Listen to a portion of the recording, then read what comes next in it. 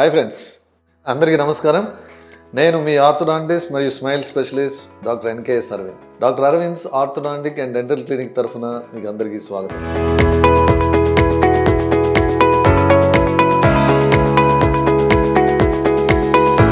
ఈరోజు వీడియోలో బ్రేసెస్ లేదా క్లిప్స్ చికిత్సకి ఎంత సమయం పడుతుంది తెలుసుకుందాం.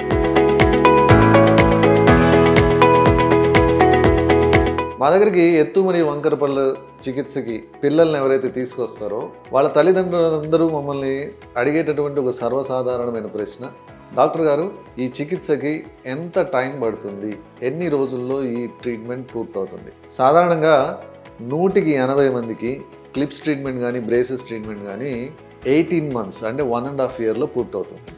అయితే మిగిలిన 20%కి అది 6 months పట్టొచ్చు లేదా 6 years పట్టొచ్చు. మీరు సరిగ్గానే విన్నారు. కొంతమందికి 6 నెలల లోపల పూర్తవుతుంది, కొంతమందికి 6 సంవత్సరాల వరకు చికిత్స జరుగుతుంది. దీనికి గల కారణాలు ఏమిటి అంటే, క్లిప్స్ లేదా బ్రేసెస్ చికిత్సకి పట్టే సమయాన్ని డిసైడ్ చేసే ఫ్యాక్టర్స్ ఏంటి, ఈ చికిత్సకి పట్టే సమయాన్ని ప్రభావితం చేసే అంశాలు ఏమిటో ఇప్పుడు చూద్దాం. First, severity of the problem అంటే సమస్య యొక్క తీవ్రత. ఇప్పుడు నేను మీకు 2 కేసెస్ చూపిస్తాను. ఈ పేషెంట్ని చూడండి. ఈ పాపకి జస్ట్ 2 చిన్న గ్యాప్స్ ఉన్నాయి, ముందు పళ్ళు జస్ట్ ఓవర్లాపింగ్ ఉన్నాయి. అమ్మాయి రాగానే డాక్టర్ గారు నాకు 6 monthsలో ట్రీట్మెంట్ అయిపోవాలన్నది. ట్రీట్మెంట్ కూడా 6 monthsలో కంప్లీట్ అయిపోయింది. ఇక్కడ ప్రాబ్లం చాలా చిన్నది, అందుకే చికిత్స తొందరగా పూర్తి అయిపోయింది. ఇప్పుడు ఇంకొక కేసు చూపిస్తాను. ఈ పిల్లవాడికి కింది జా బాగా ముందుకు పెరిగిపోతుంది. ఇది గ్రోత్ రిలేటెడ్ ప్రాబ్లం, అంటే ఎముక ఎదుగుదలలో సమస్య ఉన్నది. కింద ఎముక పై ఎముక కన్నా వేగంగా పెరుగుతుంది. దానివల్ల కింది గడ్డము బాగా ముందుకున్నట్టుంది, చూడడానికి ఇబ్బందికరంగా ఉంది. దీనివల్ల ఫ్యూచర్లో కూడా చాలా రకాలైనటువంటి ఇబ్బందులు వచ్చే అవకాశం ఉన్నది. అంటే క్యావిటీస్ కానివ్వండి, చిగుళ్ళ ప్రాబ్లమ్స్ కానివ్వండి, నెక్ పెయిన్, ఇలాంటివన్నీ వచ్చే అవకాశం ఉన్నాయి అనమాట. కాబట్టి దీన్ని వెంటనే ట్రీట్ చేయాలి. సో ఈ పిల్లవాడికి మేము చికిత్స ప్రారంభించాము. అయితే ఈ పిల్లవాడి గ్రోత్ 16 years వరకు ఇలాగే ఉంది. అంటే 16 years వరకు ఈ లోవర్ జా అప్పర్ జా కన్నా ఎక్కువ గ్రో అవుతూనే ఉంది. సో మేము ఈ పిల్లవాడు మా దగ్గరకు వచ్చిన 11 years of ఏజ్లో ఒక 1 year ట్రీట్మెంట్ చేసాము. ఈ డిస్పారిటీని కంట్రోల్ చేసాము, మంచి ప్రొఫైల్ సాధించాము. 2 years తర్వాత మళ్ళీ రిపీట్ చేసాం, మళ్ళీ ఇంకో 2 years తర్వాత మళ్ళీ రిపీట్ చేసాం. అలా 3 సార్లు ట్రీట్మెంట్ చేస్తే ఫైనల్గా 17 years of ఏజ్కి ఈ పిల్లవాడికి ఫేస్ నార్మల్ అయింది. అదేవిధంగా పళ్ళు కూడా మంచి అలైన్మెంట్లోకి వచ్చాయి. అంటే ట్రీట్మెంట్ 6 years పట్టింది. ఈ 6 years ట్రీట్మెంట్ వల్ల మనం సాధించింది ఏంటంటే, ఈ పిల్లవాడికి సర్జరీ లేకుండా సర్జరీని నివారించగలిగాం. ఒకవేళ మనం చికిత్స చేయకపోయింటే ఈ పిల్లవాడు పెద్దవాడైన తర్వాత 2-3 లక్షలు ఖర్చు పెట్టాల్సి వచ్చేది, సర్జరీ చేయించుకోవాల్సి వచ్చేది. సర్జరీ అంటే దానికి ఉన్న రిస్కులు అవన్నీ మీకు ఇంకో వీడియోలో చెప్తాను. ఇక సర్జరీ అంటే దానికి ఉండే రిస్కులు, జనరల్ అనస్థీషియా దానికి ఉండే రిస్కులు ఇవన్నీ డిఫరెంట్ అనమాట. వాటిని వీలైనంత వరకు అవాయిడ్ చేయడం మంచిది. ప్రాబ్లం యొక్క సివియారిటీని బట్టి మనకి చికిత్సకి ఎంత టైం పడుతుంది అనేది డిసైడ్ అవుతుంది. ఇంకా రెండవ ఫ్యాక్టర్ జనరల్ హెల్త్.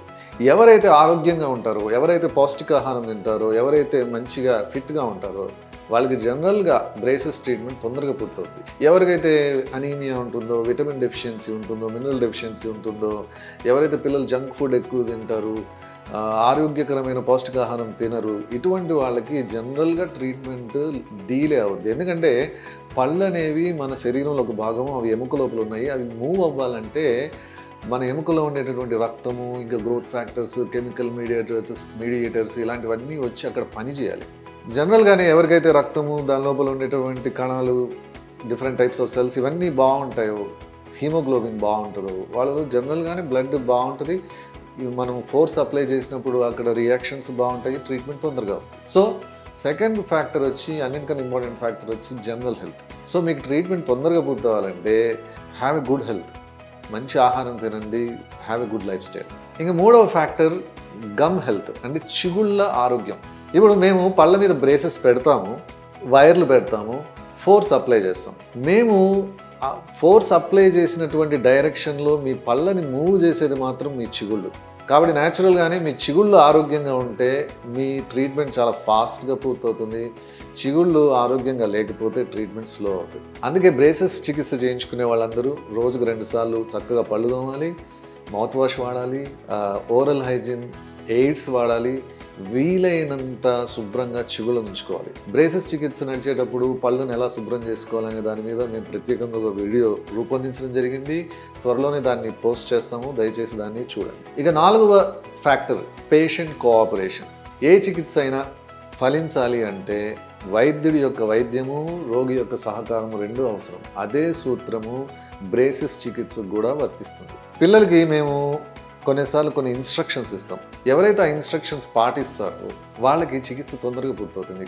ఇప్పుడు కొంతమంది పేషెంట్లకి మేము నోట్లో రబ్బర్ బ్యాండ్లు వేసుకోమని ఇస్తాము. అవి రోజు రబ్బర్ బ్యాండ్లు ఎవరైతే సిన్సియర్గా వేసుకుంటారో వాళ్ళకి ట్రీట్మెంట్ తొందరగా పూర్తవుతుంది. కొంతమందికి మేము నోట్ లోపల ట్విన్ బ్లాక్ లేదా యాక్టివేటర్ లాంటి అప్లయన్సెస్ పెడతాం జా గ్రోత్ని మోడిఫై చేయడానికి. ఎవరైతే సిన్సియర్గా వీటిని వాడతారో వాళ్ళకి ట్రీట్మెంట్ తొందరగా పూర్తవుతుంది. కొంతమందికి ఫేస్ మాస్క్, హెడ్ గేర్ లాంటివి ఇస్తాం అనమాట గ్రోత్ని మోడిఫై చేయడానికి. ఎవరైతే సిన్సియర్గా వాడతారో వాళ్ళకి మంచి రిజల్ట్స్ వస్తాయి. ఎవరైతే వాడరో వాళ్ళకి రిజల్ట్స్ సరిగ్గా రావు, ట్రీట్మెంట్ కూడా ప్రొలాంగ్ అవుతుంది. ఇంతేకాకుండా ఓరల్ హైజీన్ గురించి మేము పేషెంట్స్కి కొన్ని ఇన్స్ట్రక్షన్స్ ఇస్తాము. వాటిని ఎవరైతే ఖచ్చితంగా పాటిస్తారో వాళ్ళకి ట్రీట్మెంట్ తొందరగా పూర్తవుతుంది. అంటే రోజు 2 సార్లు పళ్ళు తోముకోవడము, హార్డ్ ఫుడ్ గట్టిగా ఉండేటువంటి ఆహార పదార్థాలు తినకపోవడము, ఏరేటెడ్ డ్రింక్స్ అంటే పెప్సీ, కోక్ లాంటివి తాగకపోవడము, ఇటువంటి సూచనలన్నీ ఎవరైతే పాటిస్తారో, అంతేకాకుండా ఎవరైతే మేము చెప్పినప్పుడు రెగ్యులర్గా మేము చెప్పిన రోజు చెప్పిన టైంకి సిన్సియర్గా అపాయింట్మెంట్స్కి వస్తారో వాళ్ళకి జనరల్గా చికిత్స తొందరగా పూర్తవుతుంది. ఇంకా ట్రీట్మెంట్ డ్యూరేషన్ని డిసైడ్ చేసే లాస్ట్ ఫ్యాక్టర్ ఏంటంటే గ్రోత్. ఇది మీకు బాగా అర్థం కావాలంటే 2 పేషెంట్స్ ఫొటోస్ చూపిస్తాను. ఇక్కడ 2 అమ్మాయిలు ఉన్నారు. ఇద్దరికి పై పళ్ళు ఎత్తుగా ఉన్నాయి.